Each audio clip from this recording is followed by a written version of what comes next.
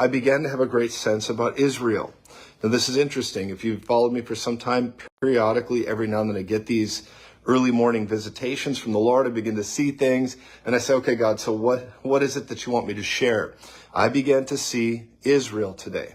I saw Israel, and I heard these words: advance, they will advance, and there will be a new precedent that they will set. When they advance, there will be a new precedent when they advance. And I heard the words, when Israel advances, it begins. You can take it as a sign that it'll begin the next phase of this WW3, this next phase of difficulty, the next phase of global turmoil is going to be triggered when Israel advances and they don't back up. I see them advancing and not backing up. And when this happens, pay attention, because they will advance and they're going to set a new precedent,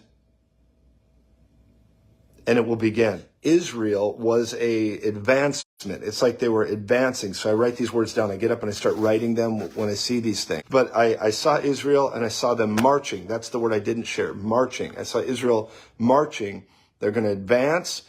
And the word is they're going to march. Advance, new precedent. They're going to set a new precedent when they advance. And when they do this, when they march and they advance, it begins. It's like a whole new paradigm begins. This is what's really serious and important. Number one, you're not to be afraid. No way. I see Israel taking advancement. I believe it's leading to a greater global collision. It is a sign. It is a picture that they're going to advance, and they're setting a new precedent even for themselves. Now, I also sense on the heels of this, on Israel, I believe very powerfully on the heels of all of this, there is indeed going to be a great, good move of God in you, in your peer, in the signs of the times. We're getting closer and closer to the return of Jesus. And when you begin to see all these signs, Matthew 24 says it so clearly that we had to lift up our eyes and look to the heavens, because the Lord is coming soon.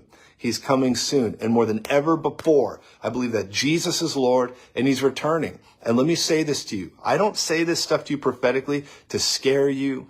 I say it to you to prepare you for a great and glorious future. As a matter of fact, the book of Thessalonians, 1 Thessalonians chapter 4, it talks about so clearly that we are to comfort one another with these words that Jesus is coming back. He's coming back. And during the time that we're here, we are to occupy. We're to take territory. We're not to shrink back. We're to press in faith. And as an act of faith, as a living sacrifice, we bring love and light and liberty to the culture around us. That's the kingdom of God.